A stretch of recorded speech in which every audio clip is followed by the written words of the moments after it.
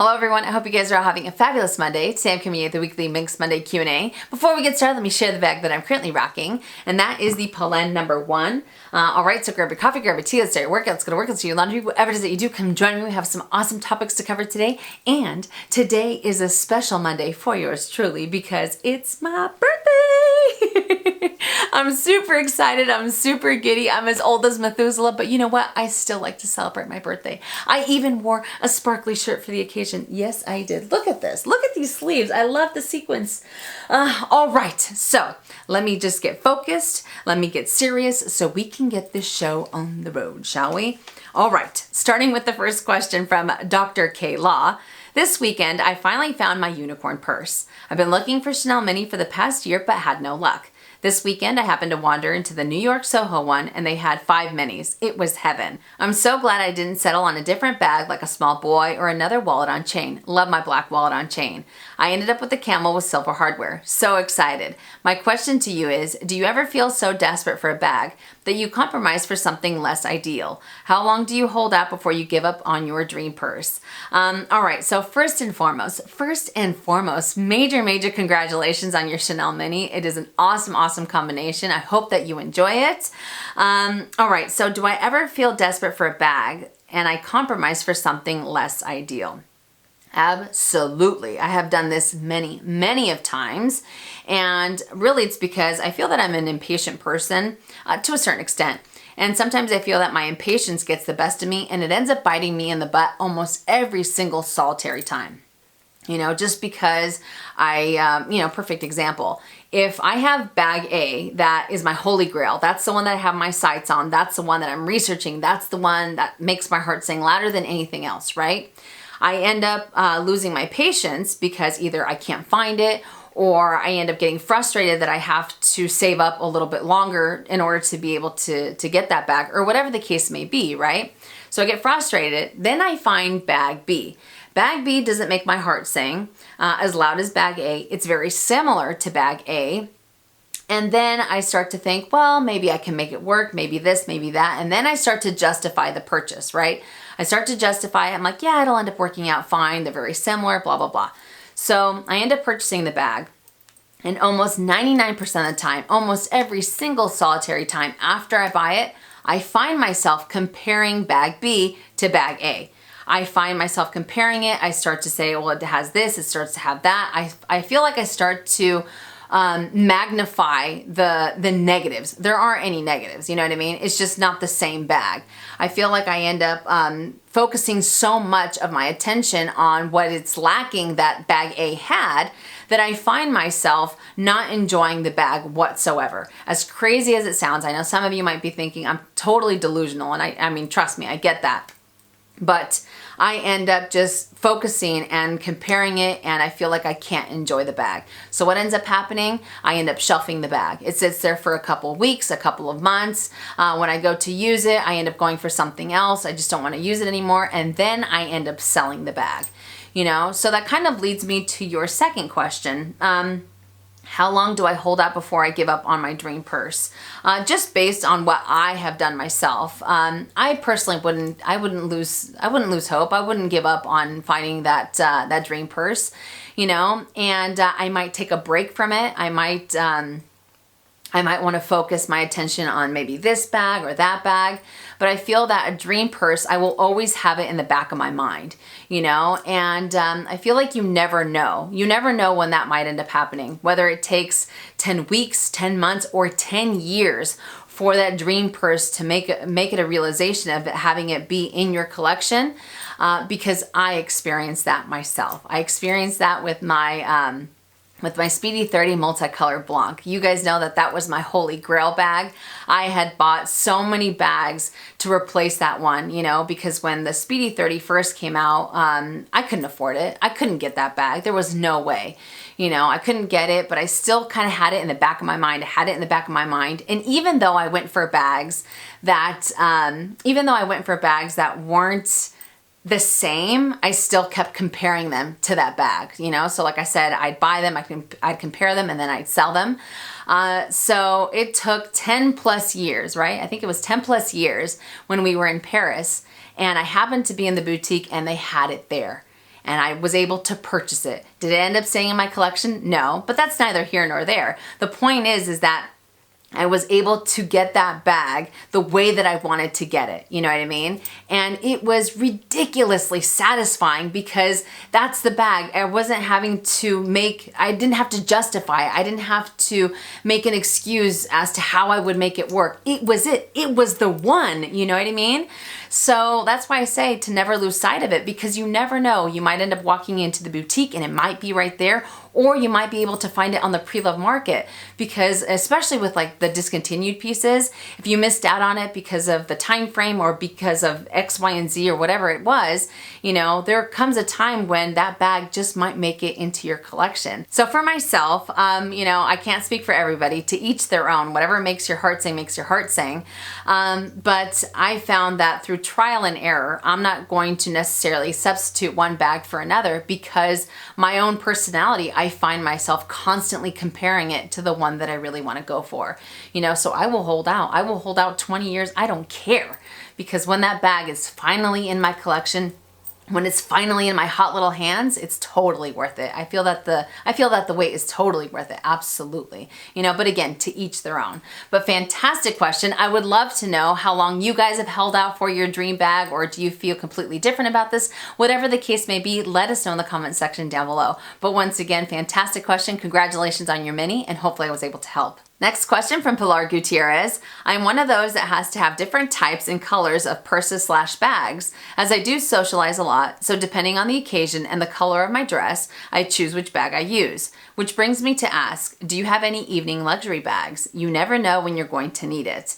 Fantastic question. Now I am going to cheat a little bit. I'm going to cheat because I feel that some of the bags that I have in my collection are able to transition from day to evening, no problem. You know, kind of like the Chanel classic flaps, whether that's the jumbo or the medium, especially because mine are black. So I feel that that's universal. That can go with pretty much anything, or even the Chanel minis, because they're not as in your face and you can end up carrying the essentials with you. Another one that I would consider an evening bag would be the Chanel wallet on chains. Not just an evening bag. Like I said before, I think that some of the bags that I have, you know, you can use either during the day or at night. But I really like the wallet on chain because you can end up hiding that chain. You can use it as a little clutch, kind of like the Dior cruise wallet. I don't use this bag too often. There's a reason for that. I think I might end up doing a video. But this one, along the same lines as the Chanel's, it is a wallet on chain. I can end up hiding this, no problem, use it as a little clutch. And I especially like the fact that it's metallic, you know, for those formal settings. Now I also have another bag. There's a brand of bags that I absolutely love for evening. They're not going to be everyone's cup of tea, but I do have one bag from this brand and I am madly in love with it. I have used it for a wedding. I have also used it for a very formal event where we had to be dressed to the nines type of thing, and I was obsessed with it. And that is my Judith Leiber clutch. This thing is amazing, you know, and it's very small, but it ends up just kind of being the overall statement piece when I go to wear it. I don't wear any type of jewelry, just my wedding set, a little black dress. This thing is amazing. Absolutely amazing. And in true mini form, it is filled with Swarovski crystals, you know? So if I wanted to go for a red dress or a blue dress, I feel that because this is Aurora Borealis, I can get away with it. But yeah, I think that this is awesome. I think it's awesome. I love the way that it looks. Does it fit a whole lot? No, that doesn't matter.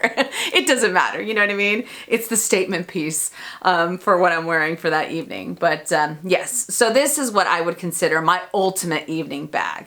Like I said, it's not gonna be for everybody. Some people might think that's so tacky, but it's totally me. You know, I used to have a YSL monogram clutch that I ended up using for weddings as well, just because it's not too in your face either. I really like that. But like I said before, I feel that some of the bags that I have in my collection, you can dress them up, you can dress them down, and you can get away with using them in a very formal setting, you know, especially if you go for the ones that are black. So I know I cheated, but that is my answer. So fantastic question. Hopefully I was able to answer it. Next question from Helen Michelle Ramirez. Do you think that there will be color transfer on the Polène #1 mini over time?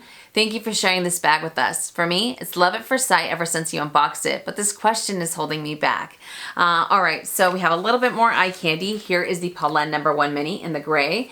And do I think if this bag will end up having color transfer over time? I definitely think that that is a possibility, yes, especially because of the color that I chose. Now, as many of you know, I do wear a lot of dark colored clothing. I wear a lot of denim, and I myself have not experienced any type of color transfer thus far, and I haven't been careful with it whatsoever. I've used it on my shoulder, I've used it crossbody, and when I do go to use it crossbody, sometimes this bag ends up laying a little bit lower on my torso, and it has a little bit more access to my denim, but still, I have not had any color transfer so far, but I have also not used brand new jeans with it either. And sometimes with my new denim, it's either it has a lot of dye or it's, you know, it's highly saturated in dye, and it'll end up rubbing on either some of my shirts or anything else that I'm wearing. So I haven't necessarily used it with that, but I definitely feel that there is a possibility that I'll end up getting it more so on the backside, especially on the corners. And also because it is pebbled leather, sometimes with pebbled leather, because it is a softer leather, that's also a little bit more prone to absorbing those colors. So I would say if you really, really like this bag, I mean, I think it's a great, great bag. And if you really like it, and if you don't want to be too careful with what it is that you're wearing or anything like that, I would maybe go for a darker color. You could go for the black or the burgundy or something that you don't have to worry might end up showing that color transfer over time. I think it's a great bag, and like I said, no color transfer whatsoever, but I definitely feel that there is a potential to get that on the corners here as time goes by. And when that happens, I will most definitely end up sharing it with you guys, because that just makes it part of the good, the bad, and the ugly, you know what I mean? But no color transfer whatsoever. But fantastic question. Hopefully I was able to answer it. Next question from Stardust and Peonies. What do you think of the new Louis Vuitton collaboration with Grace Coddington? Kitties and doggies galore. All right, so let me insert a couple pictures of some pieces from this collection.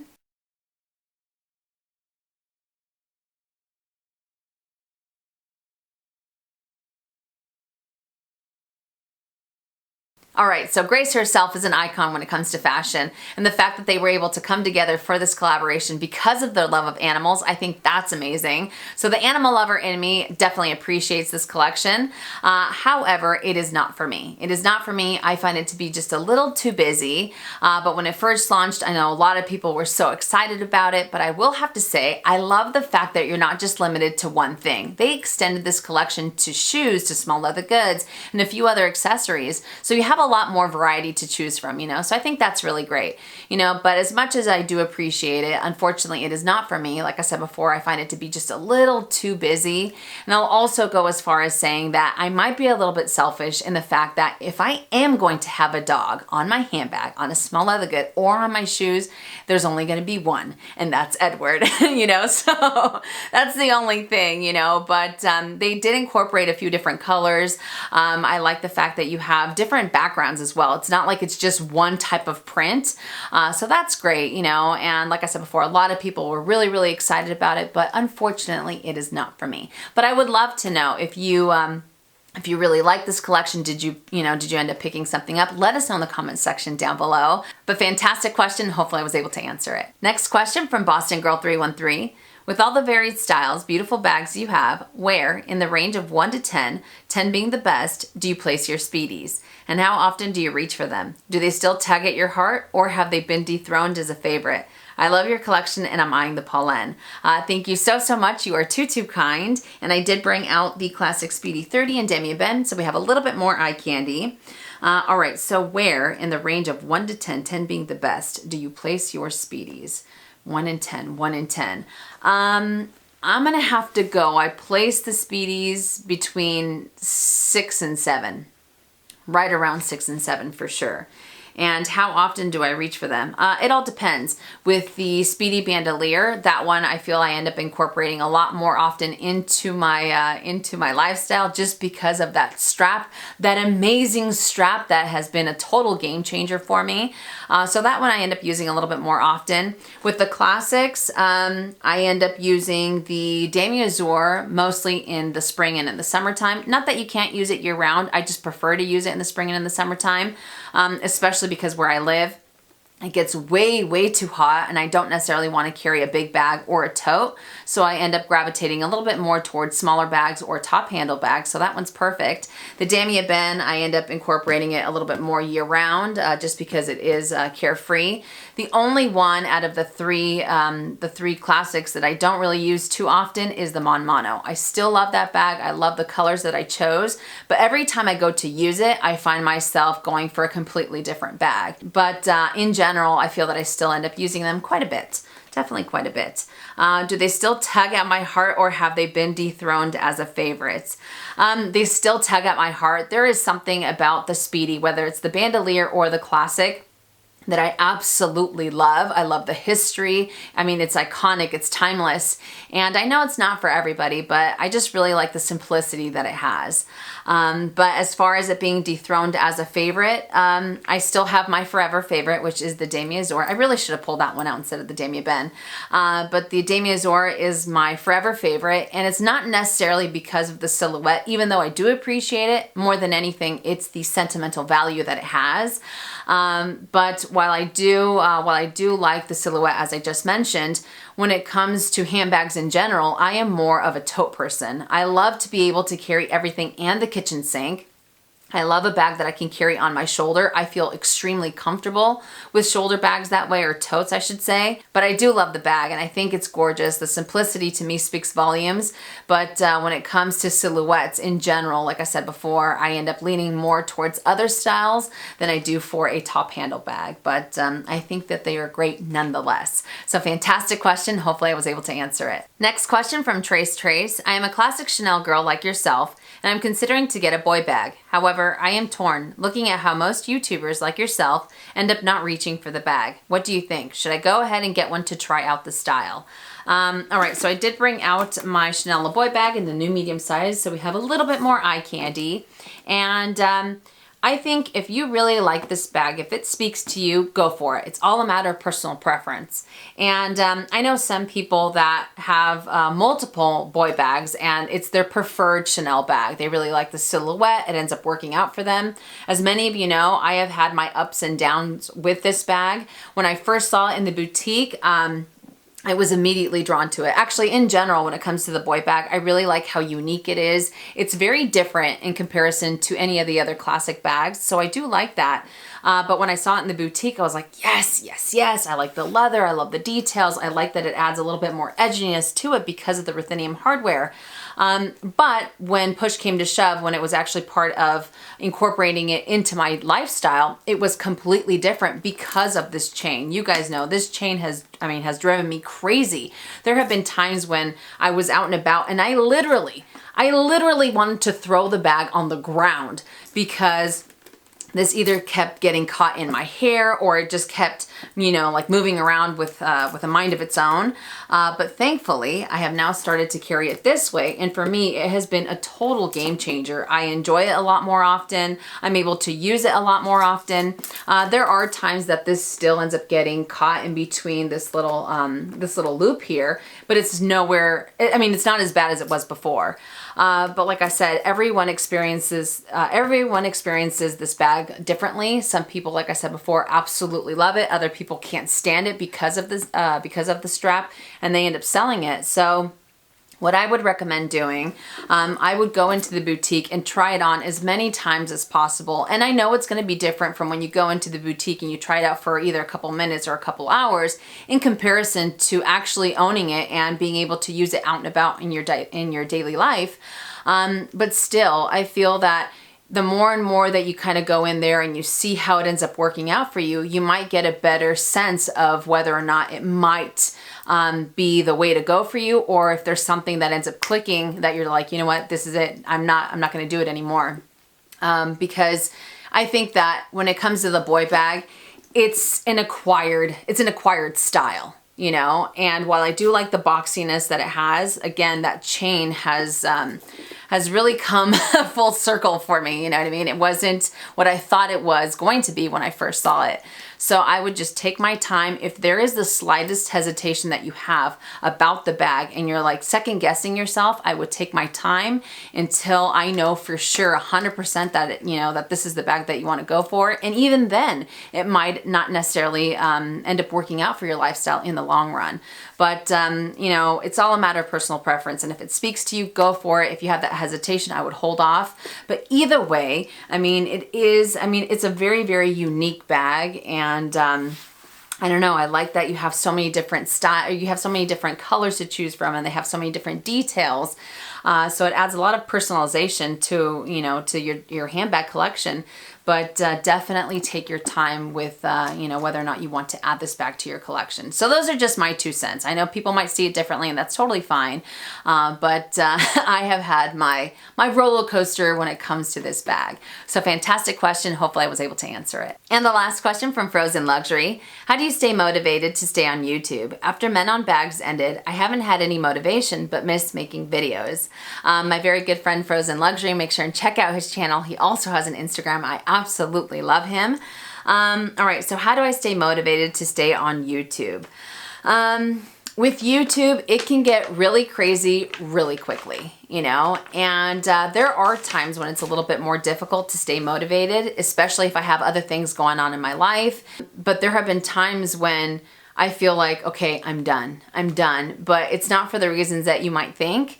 It's because I put a lot of pressure on myself. And sometimes I have a really difficult time talking, like I do right now. And I start to worry about the edits. I start to worry about the overall content that I'm providing for you guys. And I'm like, oh, it's not good enough. It's not this, it's not that. And I start to focus too much on that, and not necessarily focus on the fun that I have doing YouTube. I like doing it because I like to share experiences. I like to share the good, the bad, and the ugly. That's what makes me happy because I enjoy handbags. So sometimes I feel that it starts to get, in like this kind of muddled area where I'm letting one thing take over instead of going back to why I originally started to go for YouTube. You know what I mean? And you guys know that this is not about the views for me. It's not about the views. Besides remembering why I started YouTube, there's another big motivation, and that's you guys. All right, as corny as that sounds, some of you might be going like, oh gosh, really? I'm dead serious. I am dead serious because the connection that I have with you, kind of like what I talked about previously, it is insane. It's insane. I get messages, I get emails, I get DMs about people that want to share, they saw something glitter, hey Minnie, I thought of you. They see Vans, hey Minnie, I thought of you. I get so many messages from you guys, or even in the comment section, that it just warms my heart. It makes me feel so incredibly happy when I read that, and I've also gotten other messages that pull on my heartstrings and make me want to bawl like a baby, because of because of the impact, I guess, that I've had on some of you. I've had messages where people tell me they're going through a really difficult time and they watch my videos because it makes them happy, or they had a bad day at work and they tuned in and I made them laugh, or, whatever it is, whether it's you sharing glitter, whether it's sharing Vans, or whether it's sharing something incredibly personal, those messages, the feedback that I get, the comments that I get, it's unreal, and it fills my heart like you wouldn't believe. I can't even begin to describe it. So, the way that I see it, if I have the opportunity, if I have the chance to make a difference in someone's life or in someone's wallet because, maybe this item didn't wear the way that it should, or maybe I'm able to make you laugh, whatever it is, that's motivation enough. So, I love my YouTube family. I love you guys. And I know I'm a sap, and I know I cry from time to time, but the feedback, the love, the support. It's unreal. And it adds to just the joy of being able to be on here and have that type of connection with you. So I am eternally grateful. That is my motivation. That is my happiness. I've told you guys before, I love you to the moon and back, and you are my light on my cloudy days. But anyways, that got real deep real fast, right? So my advice to you is, if you enjoy doing videos, just do them. Don't worry about anything else. If you like it, do it. Don't do it because you feel like you have to. Do it because you want to. You know, at least I see it that way, but everyone is different. So fantastic question, and hopefully I was able to answer it. All right, you guys, so that does it for Minks Monday Q&A. I hope that you enjoyed it, and I hope I was able to help. You guys had some awesome questions this week. For this week's lineup, it's going to get a little bit crazy. I don't think I'll be able to do handbag of the week on Wednesday. I think it might be Thursday, so either way, it'll be up this week. And I also have my birthday haul, which I kind of feel silly saying, because based on what I said last week, that I had bought 2 things and I wasn't going to get too crazy. I got too crazy. I got too crazy this past weekend. I ended up buying a little bit more than maybe I should have, but I put those blinders on. I put them on, I swear to you, and it didn't work. It didn't work. I ended up buying a few things, and there's still one that's on the chopping block. I don't know, or not the chopping block. There's still one that I'm undecided on, but either way, I have that haul for you guys probably either Friday or Saturday. But again, thank you guys so much for watching. If you enjoyed this video, make sure and give it a thumbs up. If you haven't already and you would like to, please subscribe to my YouTube channel by clicking on the red button down below and hitting that bell so you're notified when I upload videos, which is anywhere from 2 to 3 times a week. And again, I want to thank you guys from the bottom of my heart for being so incredibly fabulous. But as always, make it a fabulous day or not, the choice is yours. Have a great day, you guys.